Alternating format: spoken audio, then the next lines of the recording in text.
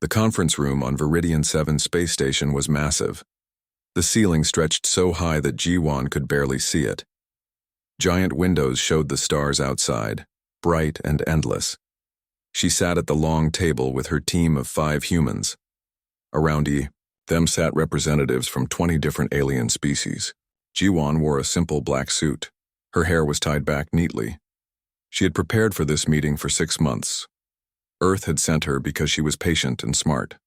She spoke 4 alien languages. She understood how to be polite to different cultures. But none of that seemed to matter here. Across the table sat the Thraxian delegates. They were huge creatures nearly 3 meters tall with thick armor-like skin that was dark red. Their eyes were small and yellow. The leader, called Commander. Voth had not looked at Ji-won once during the entire first day. When he spoke only to the other powerful species in the room. Next to the Thraxians sat the Quarren. They looked more like humans, but their skin was pale blue and they had no hair at all. Their leader, Counselor Rena, smiled constantly, but her smile was cold. She spoke in a sweet voice that made Ji-won feel uncomfortable. This was the 3rd day of the summit. Earth had come to discuss trade routes and protection agreements. Human ships were new to this part of space. They wanted to make friends, to learn, to share knowledge. Ji-won had brought proposals that would help everyone. Fair trade, shared defense, cultural exchange. But every time she spoke, someone interrupted her. Ambassador Ji-won, she had said on the first day, standing up with her papers ready. Earth proposes a mutual defense pact that would— Sit down, human, Commander Voth had said without even turning his head. Your species has been in space for less than 100 years. You have nothing to offer this council. Ji-won had sat down. She had stayed calm. She tried again in the afternoon. The Quarren had been worse. Counselor Rena let Ji-won speak for almost 5 minutes before interrupting. How charming, Rena had said, her cold smile growing wider. The humans think they are our equals. Commander Voth, should we tell them how things really work? The other species had laughed. Not all of them, but enough. Ji-won had felt her face grow hot, but she kept her expression neutral. On the second day, Ji-won changed her approach. She brought data and charts.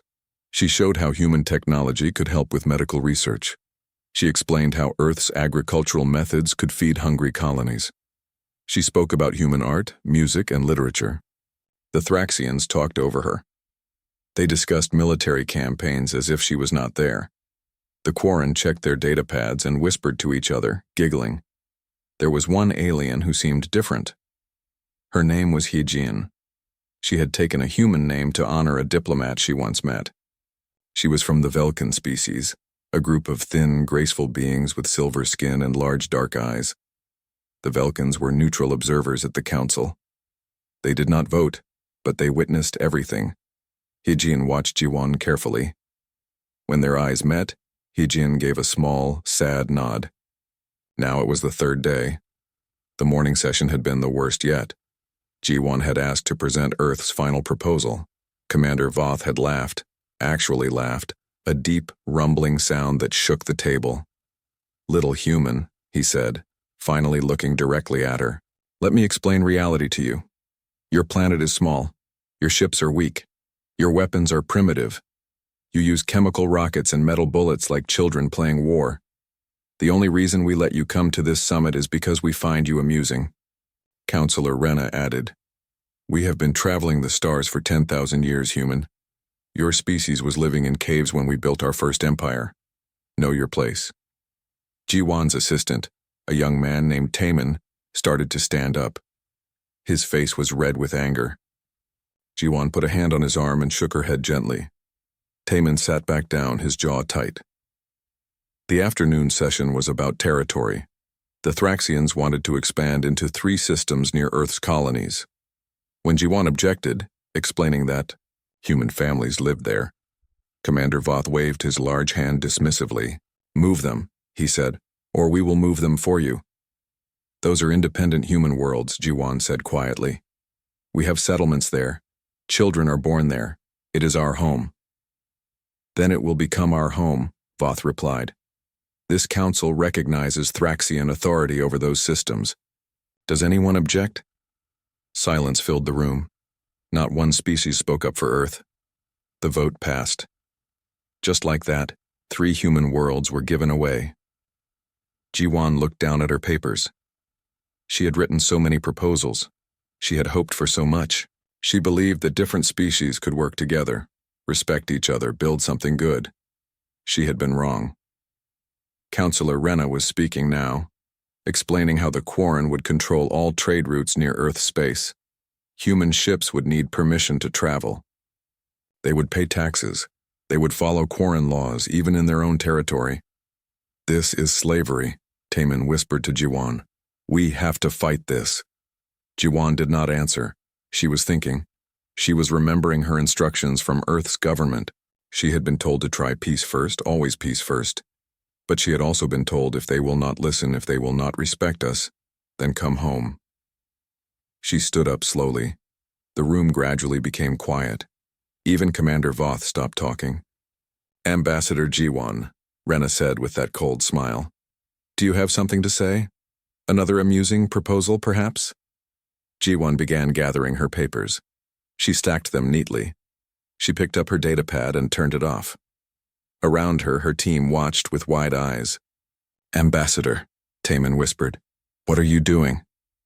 Jiwan looked at Commander Voth, then at Councillor Rena. Then she let her gaze move slowly across every species in the room. Some looked confused. Some looked amused.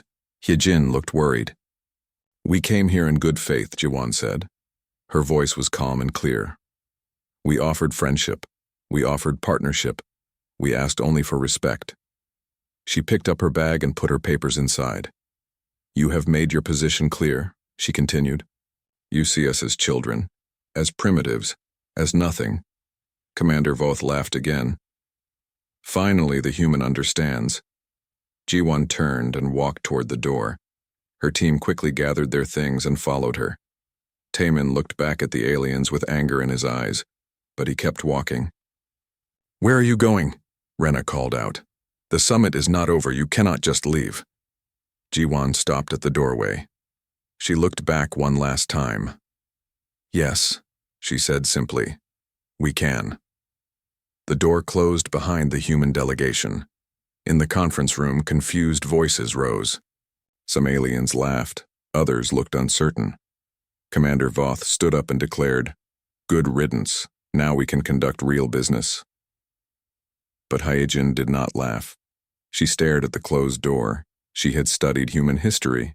She knew about their wars. She knew about their survival on a harsh, dangerous planet. She knew that humans had a saying, speak softly and carry a big stick. The humans had been speaking softly for 3 days. Hyejin wondered what kind of stick they were carrying. She stood up and left the room. She needed to send a message. She needed to warn someone. But as she walked through the station's corridors, she wondered, would anyone listen to her either? Outside the station, the human ships were already preparing to leave. The Thraxian invasion fleet hung in space above the human colony world of New Sol. 50 warships, each one massive and powerful. Their shields glowed with a faint blue light. Their plasma cannons could destroy cities. They were the pride of the Thraxian military.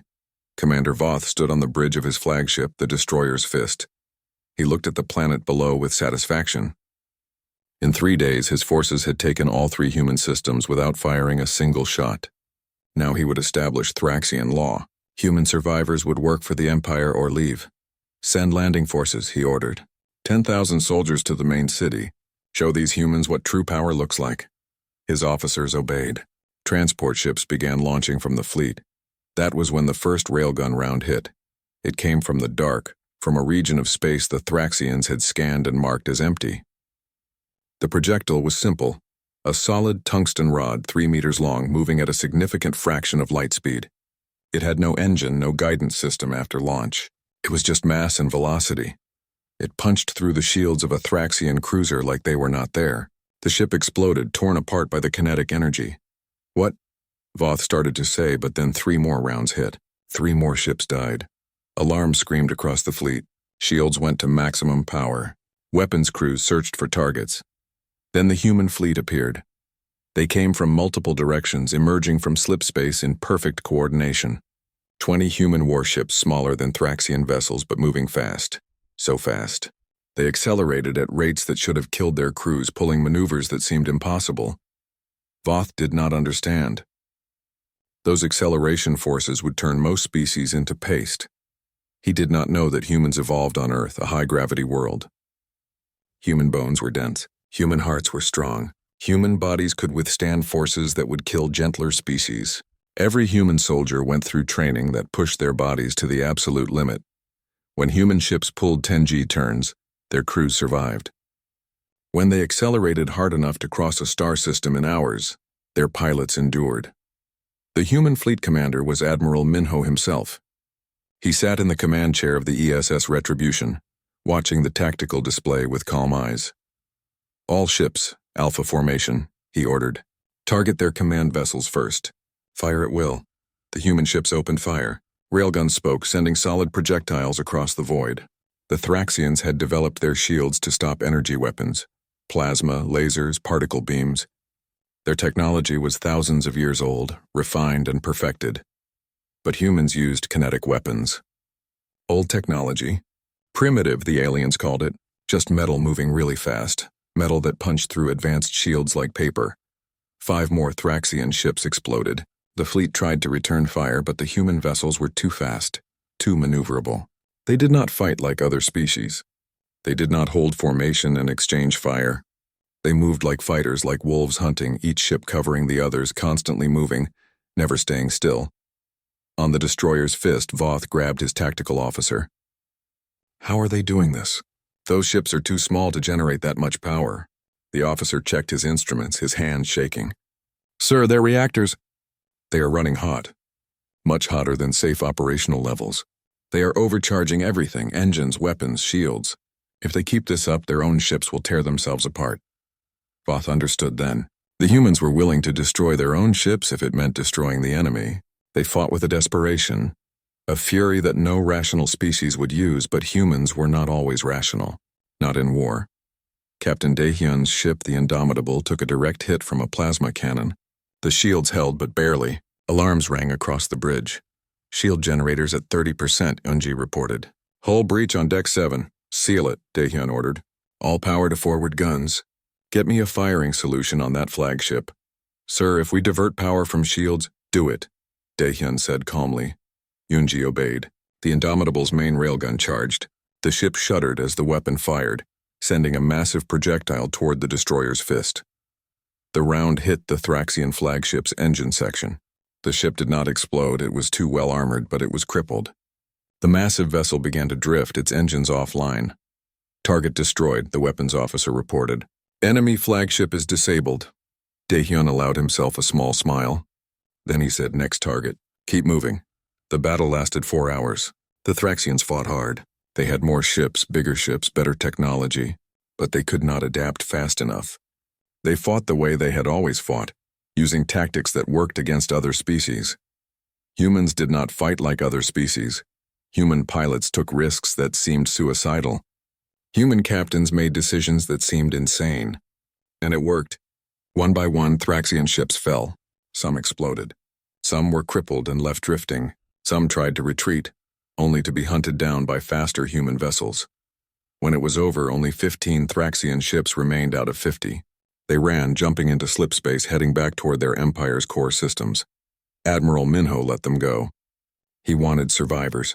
He wanted them to tell others what happened here. The human fleet had lost 3 ships, damaged 7 more. But they won. They held the system. On his ship, Minho opened a channel to all human vessels. Well done, he said simply. Begin rescue operations for any survivors, ours and theirs. In the wreckage of the destroyer's fist, Commander Voth was still alive. His ship had been torn apart, but the command section survived. He floated in 0 gravity, his armor keeping him alive in the vacuum. Through his helmet, he saw a human rescue ship approaching. He expected death, expected execution. That was what the Thraxians would do to defeated enemies. Instead, human soldiers in spacesuits pulled him from the wreckage. They brought him aboard their ship. They took him to a medical bay and treated his injuries. No one hurt him. No one mocked him. A human medic, a young woman named Sora, worked on his wounds. She did not speak his language, but she worked carefully, professionally. Voth did not understand. "Why?" he managed to say in broken common language. "Why help enemy?" Sora looked at him. "Because that is what civilized beings do," she said quietly.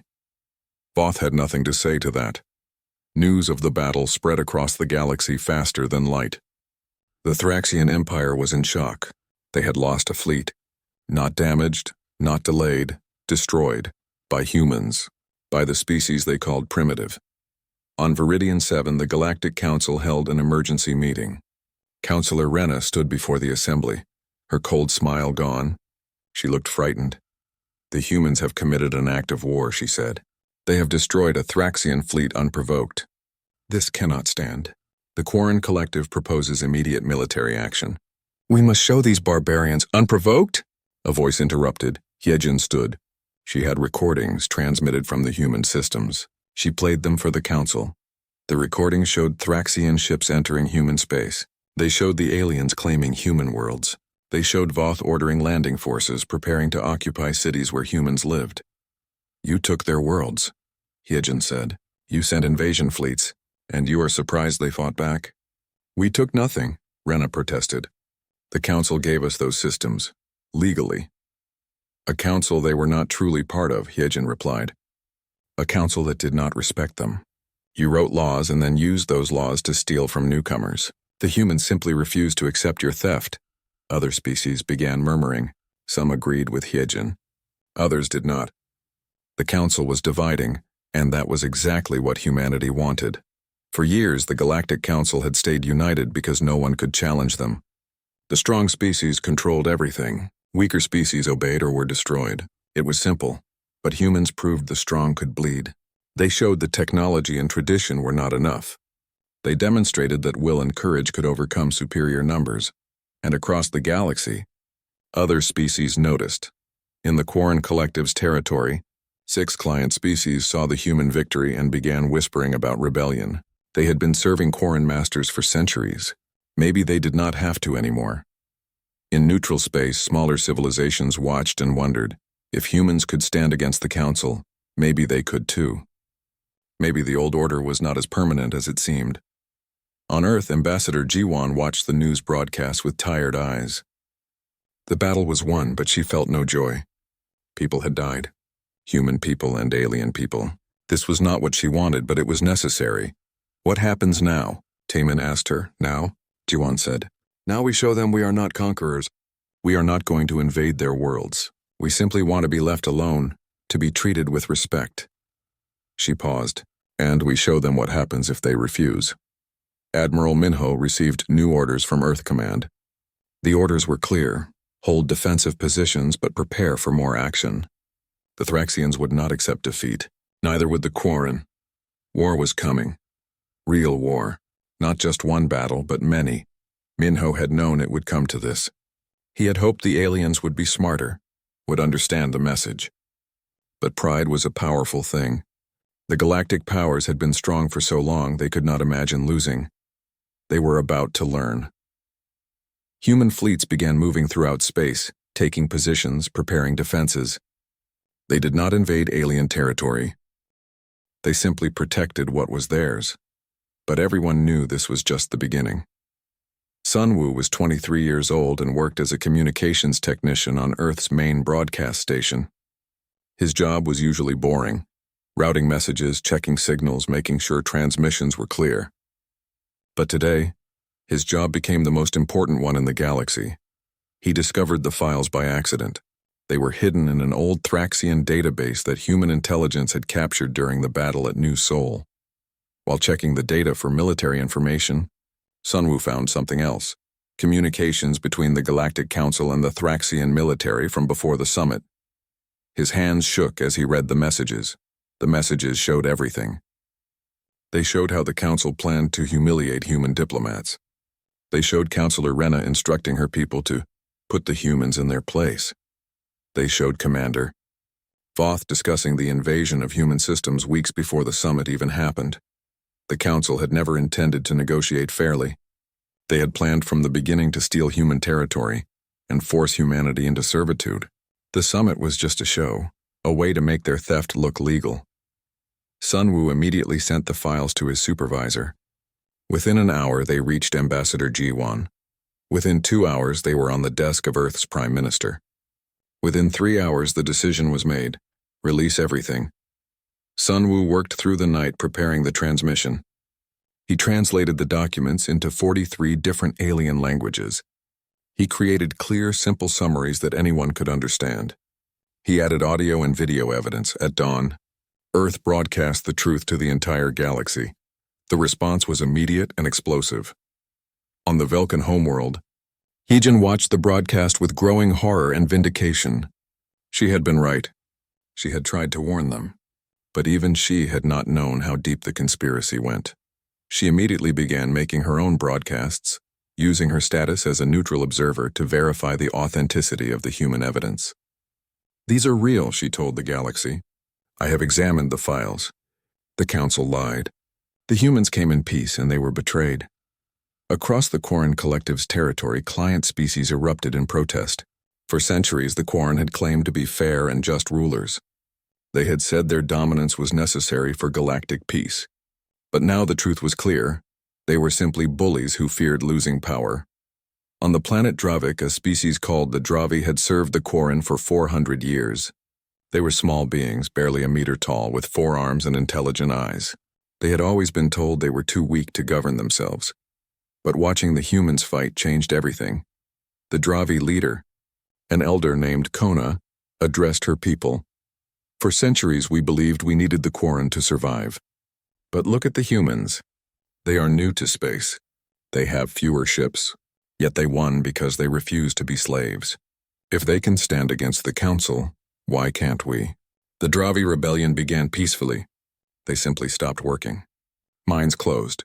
Factories went silent. When Quarren administrators demanded they return to work, the Dravi said no.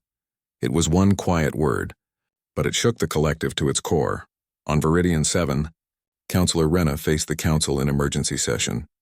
Species that had always supported the Quarren now questioned their leadership. Smaller species that had been quiet for decades now spoke up with anger. You lied to us, one delegate said. You said the humans were dangerous. You said they rejected peace. But your own files show you rejected peace. You wanted their territory. Rena tried to maintain control. Her cold smile returned, though it looked forced. These files are fabricated. Human propaganda. They are trying to divide us. I verified them, Heejin said, standing. They are real. And before you accuse me of being a human sympathizer, remember that I warned you. Before any of this happened, I told you the humans were dangerous if provoked. You did not listen. The council dissolved into chaos, species argued. Old alliances cracked. Some delegates walked out. For the first time in 1,000 years, the Galactic Council could not agree on what to do. The Thraxian Empire had its own problems. Commander Voth had been rescued and returned home. He was supposed to be a hero, but instead he was questioned like a criminal. How did you lose 50 ships to humans? The Thraxian High Command demanded.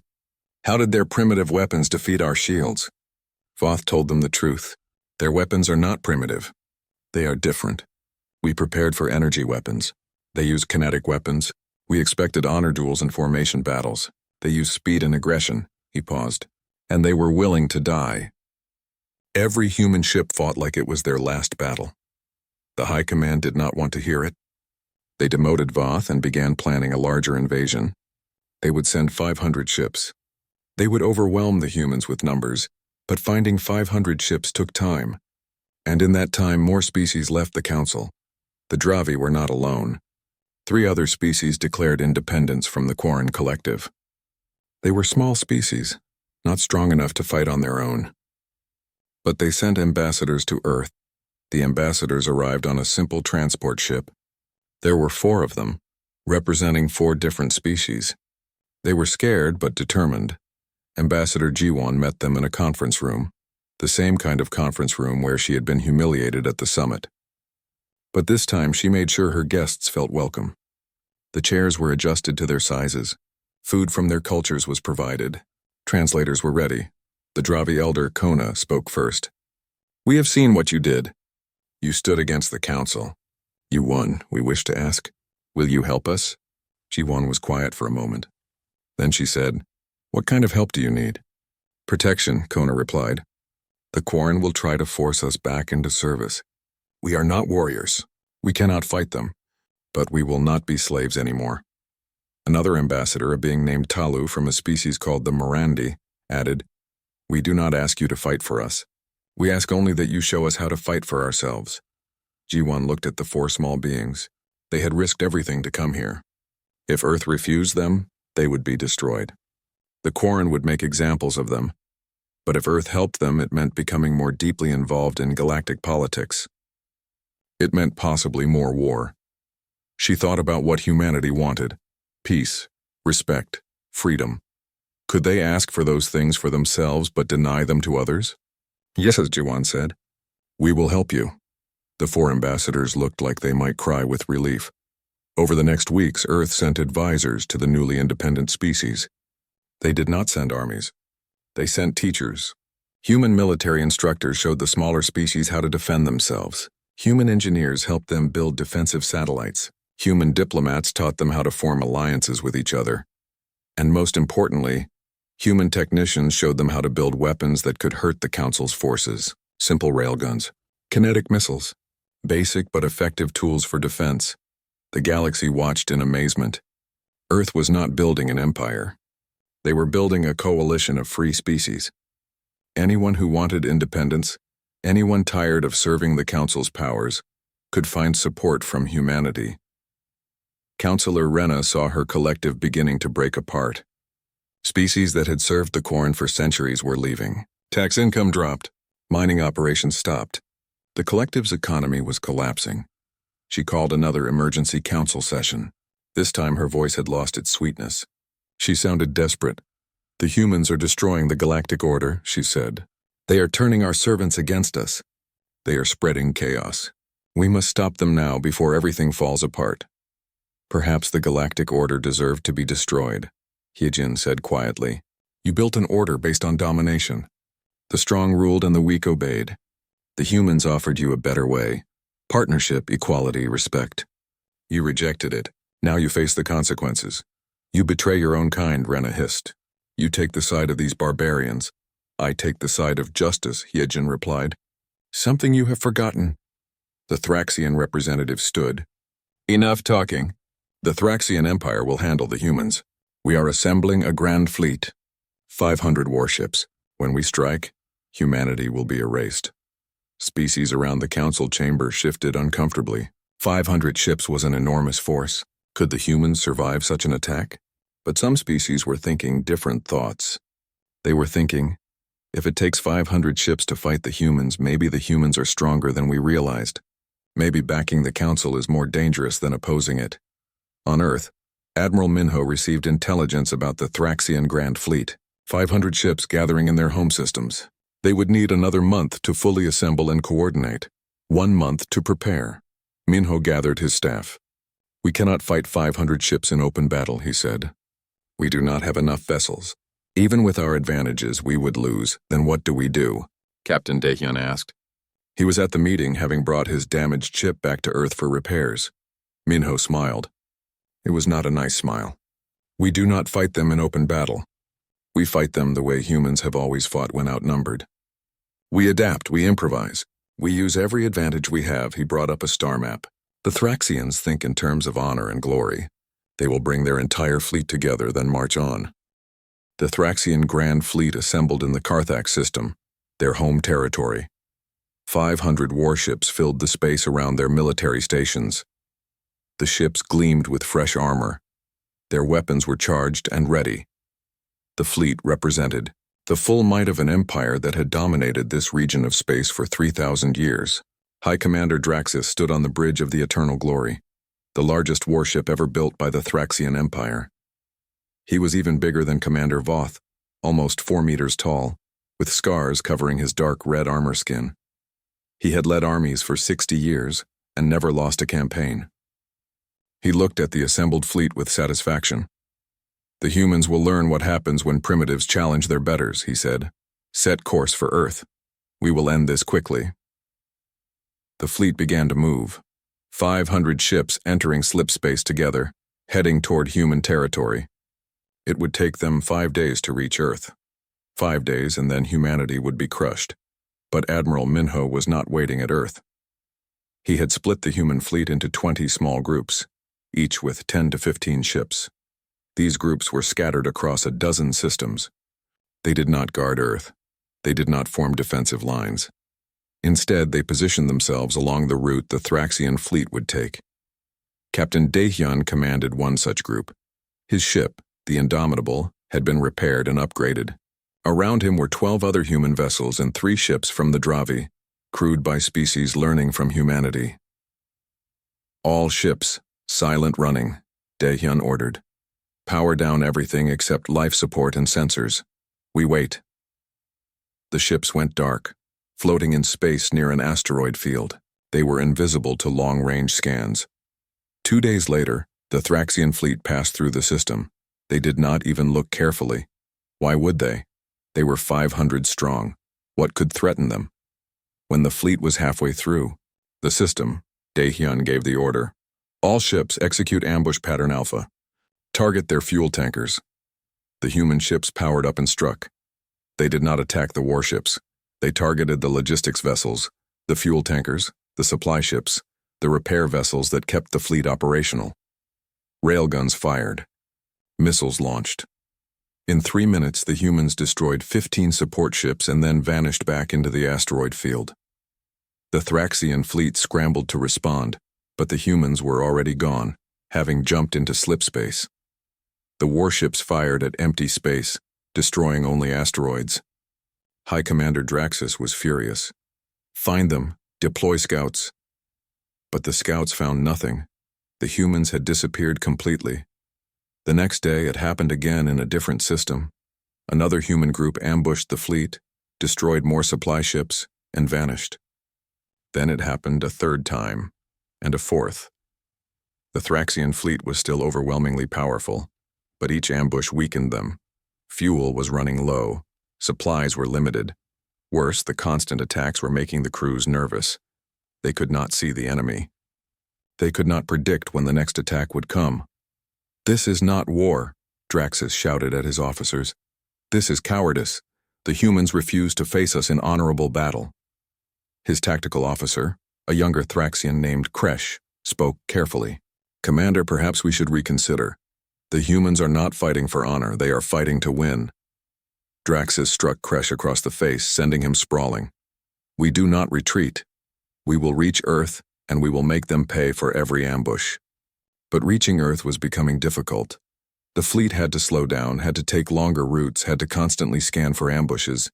What should have taken 5 days was taking 8, then 9. And every day more ships were lost. Meanwhile, across the galaxy, the Quarren Collective was facing its own crisis. The rebellion that started with the Dravi had spread to 14 species. The Collective's territory was in chaos. Counselor Rena sent military forces to crush the rebellions. But the rebel species were no longer defenseless. They had human weapons, human training, human advisors. They could not win in open battle, but they could make occupation expensive and difficult. On the Dravi homeworld, Elder Kona stood in a command center built with human help. Around her, young Dravi monitored defensive systems.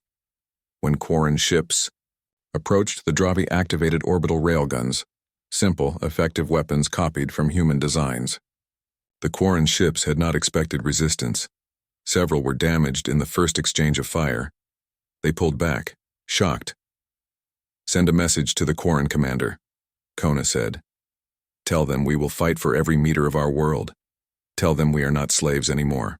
The message was broadcast openly, so everyone in the galaxy could hear it. On 100 worlds, oppressed species heard Kona's words and felt hope. On Viridian 7, the Galactic Council was dying. Species were choosing sides. Some supported the Thraxians and Quarren, clinging to the old order. Others supported humanity and the rebels. Many simply declared neutrality and withdrew from the council entirely.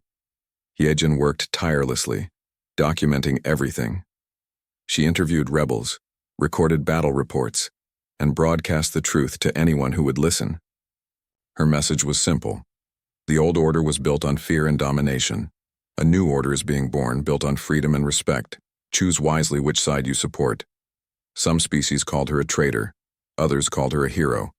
She did not care. She simply told the truth. Ambassador Jiwan returned to Viridian 7, but not as a supplicant. This time she arrived with an escort of 15 human warships and representatives from 20 independent species. She walked into the council chamber like she owned it. Many of the seats were empty now. The council that once represented 100 species now barely had 40, and most of those looked frightened. Councillor Rena saw Jiwan and stood. "You," she hissed. "You destroyed the Galactic Order. You brought chaos to a stable civilization." Jiwan looked at her calmly. "Your stability was built on the suffering of others. Your order was slavery with a pretty name. We offered you something better. You chose to fight. These are the consequences." Before Rena could respond, news arrived.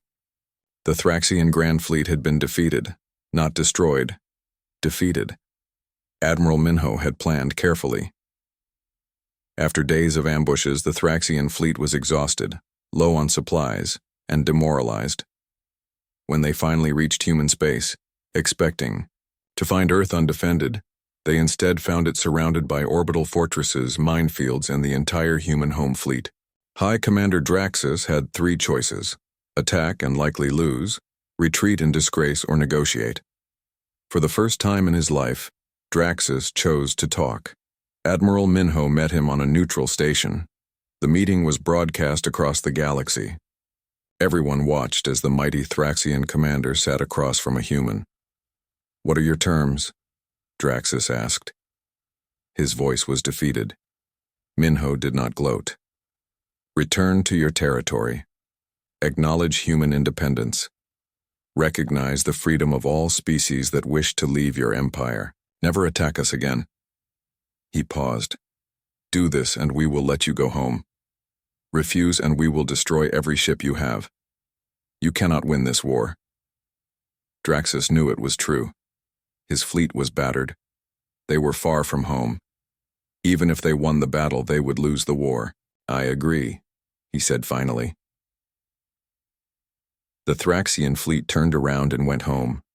The greatest military force in the sector, defeated not by superior numbers, but by superior strategy. In the Quarren Collective, Councillor Rena watched the broadcast and knew her power was finished. Species across her territory were openly rebelling. Her military could not stop them all. And now the Thraxians had failed too. She called Jiwan on a private channel. "What do you want?" she asked. The sweetness was gone from her voice. She sounded tired.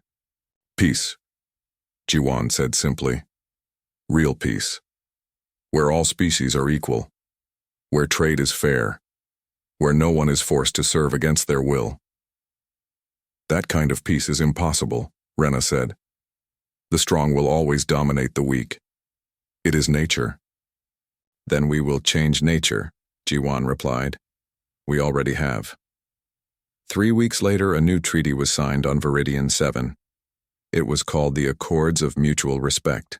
The terms were clear. All species were equal under the law. No species could claim another's territory without consent. Trade must be voluntary and fair. Any species could leave any alliance at any time. Defensive wars were permitted. Wars of conquest were forbidden. And most importantly, disputes would be resolved through negotiation first, with force only as a last resort. 53 species signed the treaty. The Thraxian Empire signed, though they did so with anger. The Quarren Collective signed, though they lost half their territory. Dozens of smaller species signed with joy, finally free. And humanity signed, having never wanted anything else. Ambassador Jiwan stood at the signing ceremony. She thought about the first summit, where she had been humiliated and dismissed.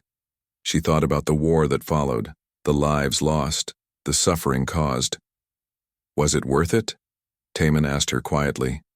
He stood beside her, no longer just an assistant but a full diplomat himself. Jiwan was quiet for a long moment. Then she said, "We tried to do this without violence. They refused. So yes, It was worth it. Because now, when the next species joins, the galactic community, they will be treated with respect. They will not have to fight for basic dignity. We paid that price so they would not have to. At the ceremony, Heejin gave a speech. For thousands of years, the galaxy was ruled by fear, she said. The strong took what they wanted. Captain Daehyun stood on the bridge of the ESS Indomitable, watching the stars stream past. His ship was one of Earth's largest military vessels, but compared to alien warships, it looked small and simple. The hull was gray metal. The weapons were visible on the outside, missile tubes and railguns, nothing fancy or hidden. He received the message from Ambassador Jiwon 2 hours after she left the summit. The message was short. Negotiations have failed. Begin protocol exodus. Daehyun had hoped it would not come to this. He was a career military officer, 45 years old with 20 years of service. He had fought in Earth's last war before humanity reached the stars. He knew what war meant. He knew the cost, but he also knew when peace was no longer possible. Attention all hands, he said into the ship-wide communication system. This is the captain. We are implementing protocol exodus. This is not a drill. All personnel to stations. Around him, the bridge crew moved quickly. His first officer, a woman named Yoonji, brought up star maps on the main screen. Sir, we have 17 colonies in the contested zones, she said. Total population, 3,400,000. How fast can we evacuate non-essential personnel? Daehyun asked. If we use every transport ship we have, 72 hours minimum, Yoonji replied. But sir, the Thraxians will notice. They will ask questions. Let them ask, Daehyun said quietly. We are not answering anymore. Across human space, other captains received the same orders. In the Kepler 442 system, Commander Yuna began loading civilian transports with families and children. In the Ross 128 colony, Colonel Jeho activated the defensive satellites that had been quietly placed in orbit over the past year. The aliens had thought humans were weak because their technology looked simple. They did not understand that humans built things to last, to work, to survive. Human ships did not have elegant designs or beautiful colors. They were practical. Ugly, some aliens said. But they were strong. Earth's government had planned for this possibility. After first contact, after meeting the Galactic Council, Earth's leaders understood the truth. The galaxy was not kind to newcomers. Species survived by being strong or by being useful to stronger species. Earth refused to be anyone's servant. So they had prepared. While diplomats spoke softly at summits, engineers back home built weapons. Scientists developed new technologies. Military strategists studied every alien species, learning their strengths and weaknesses. And they waited. On Viridian 7 Station, the Galactic Council was in chaos. News of the human walkout spread quickly. Commander Voth was angry. He sent messages to his fleet ordering them to watch human ships. Counselor Rena called an emergency session. The humans are cowards, Voth announced to the council. They run because they know they cannot stand against us. I propose we accelerate our colonization of human territory. They have abandoned their claim by walking away. Most of the council members agreed. The humans had seemed so desperate for acceptance, so eager to please. Now they were leaving? It proved they were weak, but Heejin stood up. Her silver skin seemed to glow under the station's lights. With respect, Commander, I think you are wrong, she said. Her voice was gentle but firm. I have studied human history. I have read their books and watched their entertainment. I have spoken with their diplomats. And what did you learn? Rena asked mockingly. That they are friendly? That they want peace? We saw that and we rejected it. They have nothing we need. I learned that humans are survivors, Heejin said. Their planet tried to kill them for millions of years. Predators hunted them. Diseases killed them. Weather destroyed their homes. But they survived everything. They did not survive by being weak, Voth laughed. One small planet's dangers are nothing compared to galactic power. Perhaps, Heejin said. But answer me this. Why did they come here with only small ships? Why did their proposals focus on trade and culture, not military might? Why did they seem so eager to please? The room was quiet for a moment. Because they are weak, Voth said, but he sounded less certain. Or because they were testing us, Hyojin replied. Testing to see if we could be trusted. Testing to see if we would treat them fairly. She paused. We failed that test. Ridiculous, Rena said. You give them too much credit, Hyejin. They are children in the galactic community. Then why am I afraid? Hyejin asked quietly. No one had an answer. Over the next 3 days, human colonies emptied. Massive transport ships moving in organized convoys carried millions of people away from border worlds. They moved deeper into human-controlled space, to systems the aliens had not yet claimed. The Thraxian fleet watched but did nothing. Voth thought it was good. The humans were leaving without a fight. It would make occupation easier. He did not notice the small satellites that human ships left behind. He did not see the sensors that were planted on asteroids and moons. He did not understand that humans were not running. They were removing civilians from a battlefield. On the 4th day, Thraxian ships entered human territory. They went to the 3 systems the Council had given them. They expected to find abandoned colonies, empty buildings, maybe some scared humans who refused to leave. Instead, they found mines. Not the kind that exploded. Information mines. Sensor networks.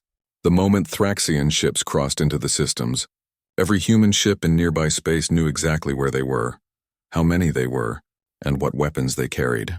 Admiral Minho sat in the command center deep inside Earth's moon. He watched the displays as enemy positions lit up like candles in the dark. They are not even being careful, he said to his staff. They think we are beaten already. Minho was 60 years old. He had gray hair and hard eyes. He had commanded Earth's defense forces for 10 years. He had spent those 10 years preparing for this exact moment. Sir, shall we engage? His tactical officer asked. Not yet, Minho said. Let them get comfortable. Let them spread out. Let them think they have already won. The Thraxian fleet split up, with groups going to each of the 3 systems. They began scanning planets, checking resources, making plans for colonization. Some ships even powered down their weapons, thinking there was no threat. Commander Voth sent a message to the Galactic Council. Human systems secured. No resistance encountered. They are as weak as we thought. Rena replied, Excellent. The Quarren will send administrators to establish our trade posts in human space. This will be profitable for us. Back on Viridian 7, Hyejin sat alone in her quarters. She could not shake the feeling of dread. She had tried to warn them, but no one listened. The Council was too proud, too certain of their superiority. She pulled up human communication networks, trying to find news from Earth. But there was nothing. Human broadcasts had gone silent. Their public networks were shut down. It was as if humanity had simply disappeared. That scared her more than anything. On Earth, in cities and towns across the planet, people went about their lives. But there was a tension in the air. Everyone knew what was happening. The news showed images of returning colonists, of transport ships landing, of families reuniting, and everyone knew what would come next. In schools, teachers explained to children that humanity had tried to make friends. They had offered peace. But sometimes the lesson said you have to fight for respect. In military bases, soldiers prepared. They checked equipment, ran drills, and said goodbye to loved ones. They did not know when they would be called, but they knew it would be soon. Ambassador Jiwan stood in the Earth government building, looking at a wall of screens. Each screen showed a different alien news broadcast. The Thraxians were celebrating their easy victory. The Quarren were discussing trade profits. Other species were already asking if they could claim human colonies too. Beside her stood Taemin, her assistant from the summit. They think it is over, he said quietly. Let them think that, Jiwan replied. We tried to warn them. We tried to show them we could be partners. They chose to make us enemies. Do you think we can win? Taemin asked. Jiwan was quiet for a long moment. Then she said, We do not have to win. We just have to make sure they understand what it cost to treat us like slaves. Far above Earth, human warships gathered. They had been hidden for years, waiting in the dark spaces between planets. They were not beautiful ships. They were not elegant. They were covered in weapons and armor. They looked dangerous because they were dangerous, and they were ready. Captain Daehyun received new orders. Just 2 words, stand by, he smiled. The waiting was almost over.